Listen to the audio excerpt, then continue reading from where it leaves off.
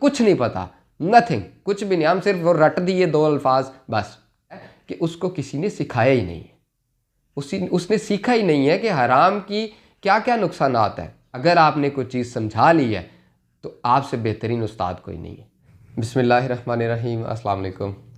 आतिफ शबीर अब सबसे मुखातिब हूँ, जो कि आज छोटा सा एक वीडियो पैगाम हम रिकॉर्ड कर रहे हैं अपने माशरे की इस्लाह के लिए, जिसका मेन टॉपिक, जो मेन उन्वान है, जो मेन कॉन्सेप्ट है, जो स्टडी करना चाहते हैं, वो उस्ताद का इस तालीमी निज़ाम में क्या रोल है।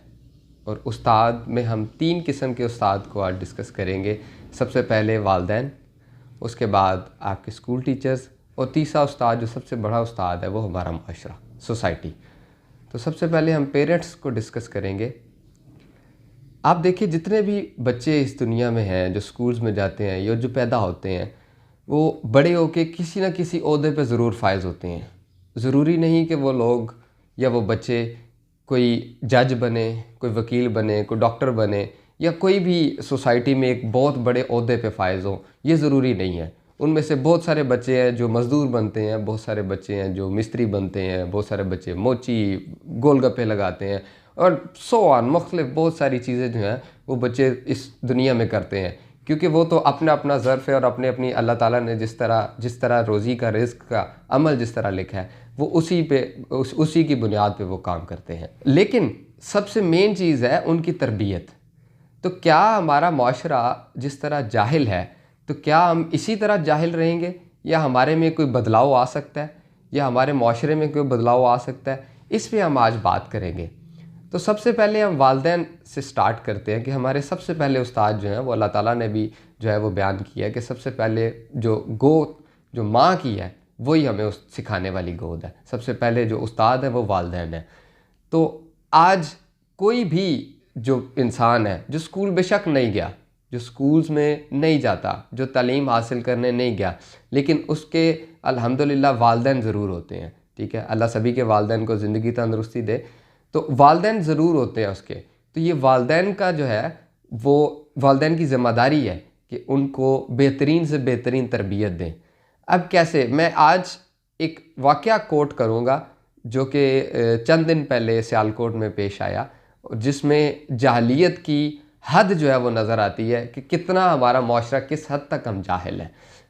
तो उन्होंने उस शख्स को बेदर्दी से पहले कत्ल किया, फिर उसको आग लगा दी, जो कि ना हमारी शरीयत हमें इजाज़त देती है, ना हमारा माशरा, ना हमारा कानून, यानी दुनिया का कोई कानून, और हत्ता कि इस्लाम भी उसे जो है उसकी इजाज़त नहीं देता कि किसी के साथ आप इतनी बर्बरियत के साथ पेश आए।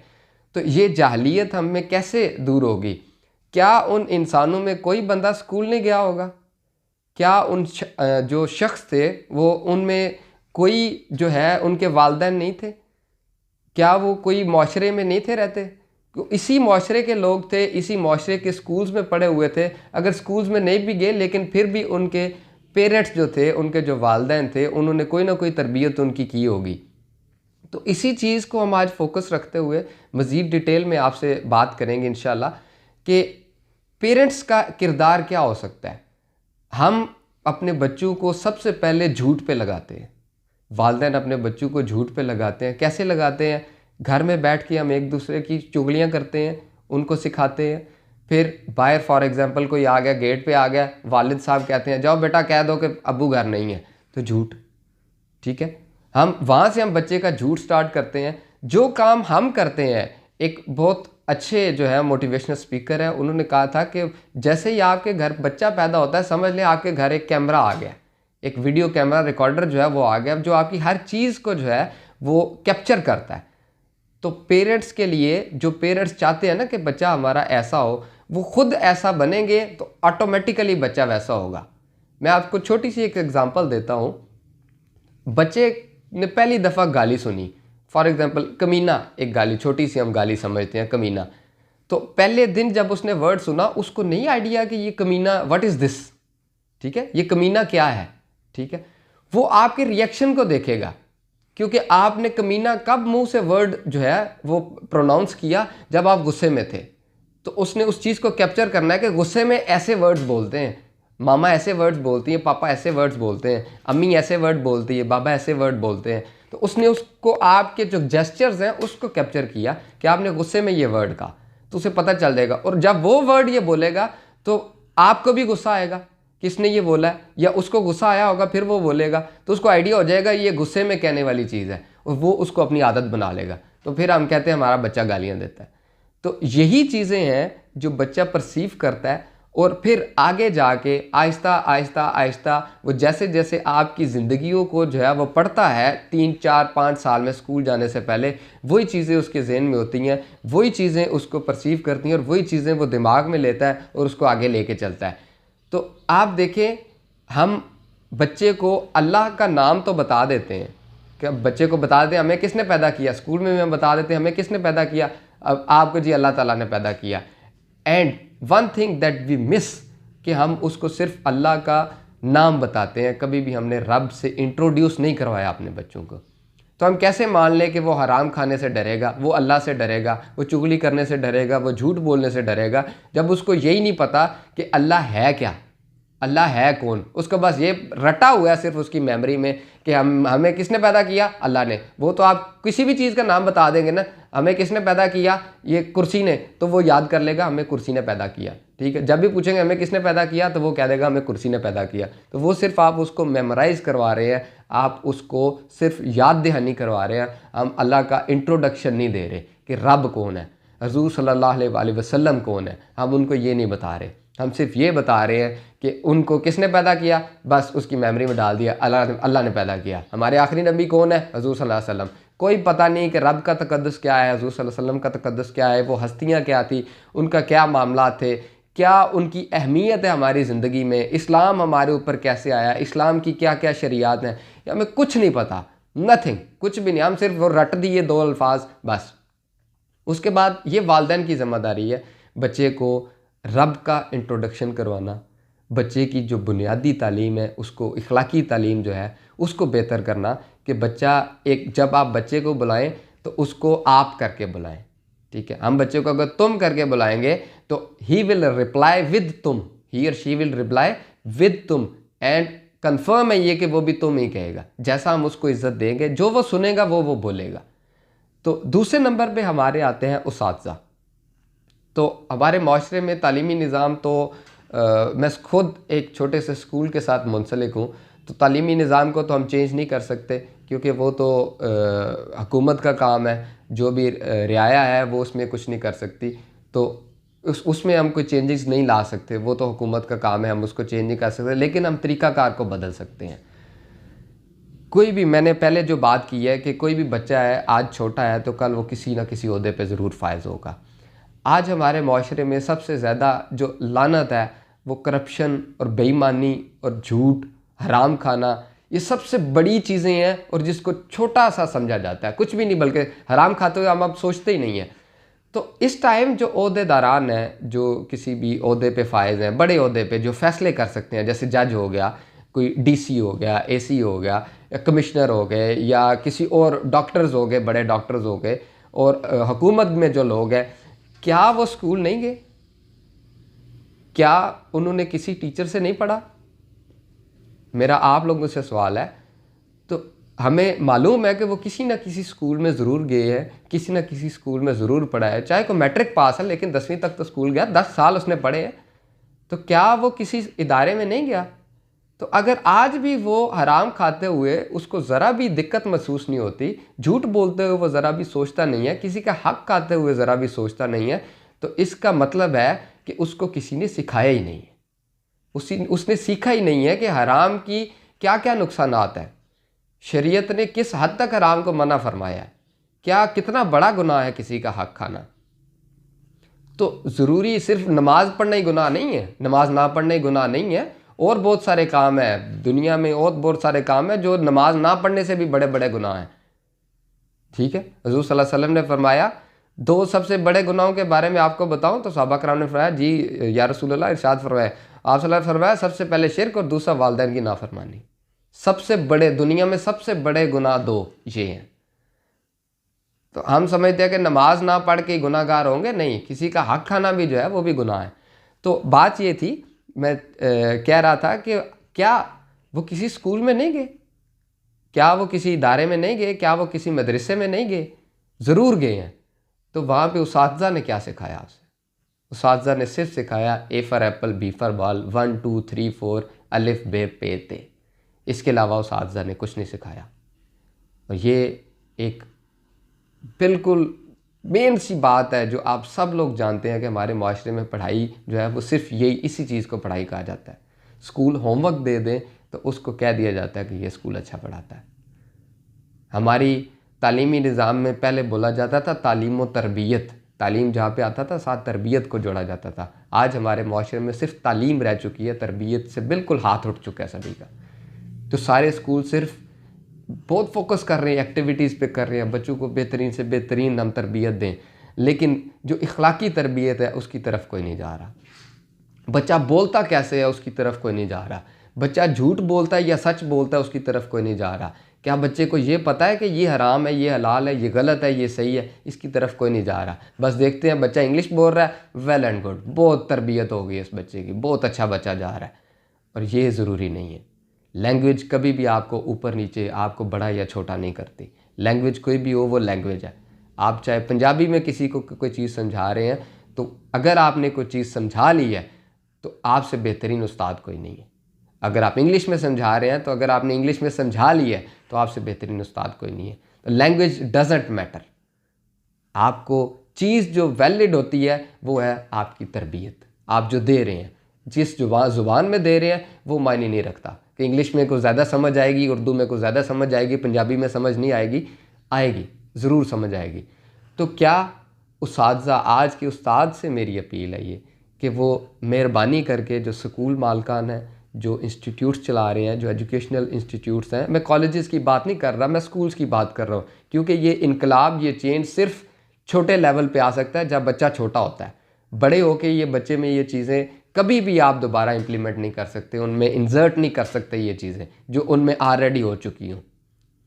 तो मेरी तमाम जो इदारे हैं, तमाम से रिक्वेस्ट है कि बराए मेहरबानी स्कूल में और माशरे में अपने बच्चों की इखलाकी तरबियत पे ज़ोर दें।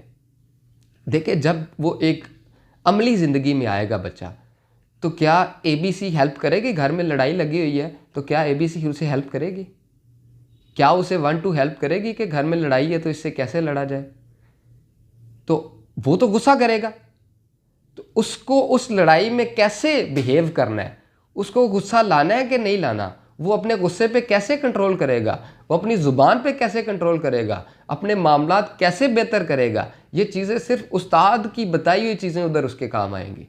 उस्ताद ने अगर उसको बताया होगा, पढ़ने के बाद ये नहीं होगा कि यहाँ आपने, जिस तरह हम स्कूल्स वाले कहते हैं जी हमारा बच्चा, आपने यहाँ पे मैट्रिक कर लिया, आपका बच्चा तो अफसर बन गया, ऐसा नहीं होता। उस्ताद को सच बताना चाहिए कि बेटा ये चीज़ें आपको फेस करनी पड़ेंगी, ये चीज़ें हैं, इनसे आपको गुजरना पड़ेगा। आपको लालच भी लोग देंगे, आप अगर बड़ी सीट पे जाएंगे आपको हराम भी लोग देंगे, आपको अपने काम निकलवाने के लिए पैसे भी दिए जाएंगे, आपको लोगों का हक खाने के लिए भी कहा जाएगा सर अगर आप ऐसा नहीं करेंगे तो आपका तो गुजारा ही नहीं है, आप तो इस सीट से खारिज हो जाएंगे, आपको इस्तीफ़ा देना पड़ेगा या आपको टर्मिनेट कर दिया जाएगा। ये चीज़ें उस्ताद के बताने वाली हैं, क्योंकि उस्ताद एक माशरे में रह रहा है, वो मैच्योर हो चुका है, वो सारी चीज़ें देख चुका है। तो ये उस्ताद को तालीम के साथ साथ, इंग्लिश पढ़ाने के साथ साथ, केमिस्ट्री पढ़ाने के साथ साथ कुछ 5 मिनट दे दे डेली कि वो अपने बच्चों को थोड़ा बहुत इस चीज़ पे भी फोकस करें कि इखलाकी तरबियत हो, ताकि वो बच्चा कल अगर माशरे में आए तो हराम के पैसे लेते हुए उसको थोड़ा सा तो कम से कम अपने उस्ताद की बात याद आ जाए कि मेरे उस्ताद ने कहा था बेटा इस तरह के पैसे नहीं लेने। ठीक है, तो इस चीज़ पे वालिदैन भी फोकस करें कि अपने बच्चे की तरबियत जो है वो बेहतरीन करें। और उस्ताद के लिए मेरी हम्बल रिक्वेस्ट है कि उस्ताद जो है वो इस चीज़ पे फोकस करें। और उस्ताद जो है इस माशरे को सिर्फ उस्ताद चेंज कर सकते हैं। मैं ये लिख के दे सकता हूँ कि माशरे को चेंज सिर्फ उस्ताद कर सकते हैं। हमारा तालीमी निज़ाम जैसा भी है हम उस पर बात नहीं करते, हम सिर्फ इखलाकी तरबियत पे बात करें। अगर हर बच्चे की तरबियत जो है, ये ज़रूरी नहीं है आपके पास कितने बच्चे हैं, अगर आपके पास स्कूल में 10 बच्चे हैं, आपके पास ट्यूशन में 5 बच्चे आ रहे हैं, आप 5 बच्चों की तरबियत अच्छी करेंगे तो 5 ख़ानदान बेहतर होंगे, 5 ख़ानदान बेहतर होंगे तो एक मोहल्ला बेहतर होगा, मोहल्ला बेहतर होगा तो एक गांव बेहतर होगा, गांव बेहतर होगा तो एक कस्बा बेहतर होगा, कस्बा बेहतर होगा तो शहर बेहतर होगा, शहर बेहतर होगा तो ये मुल्क बेहतर हो सकता है। एक इंसान क्या नहीं कर सकता। आज मैं ये वीडियो पैगाम आप लोगों को पहुंचा रहा हूँ, ये पूरी दुनिया देख सकती है। तो आज तो सोशल मीडिया का ज़माना है, जदीद दौर जा रहा है, आप अपनी बात हर इंसान तक पहुंचा सकते हैं।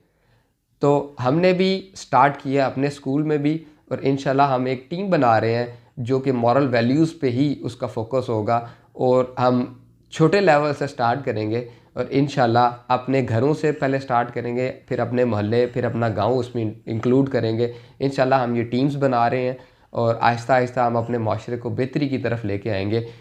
मे भी अगले आने वाले दिनों में कोई ऑफिस हम जो है वो अपने इलाके में यहाँ पे हम क्रिएट करें, जहाँ पे हम मॉरल वैल्यूज़ पे डिस्कशन कर सकते हैं, जहाँ पे लोग आ सकते हैं। तो हम ताकि इस माशरे में कुछ ना कुछ बेहतरी आए।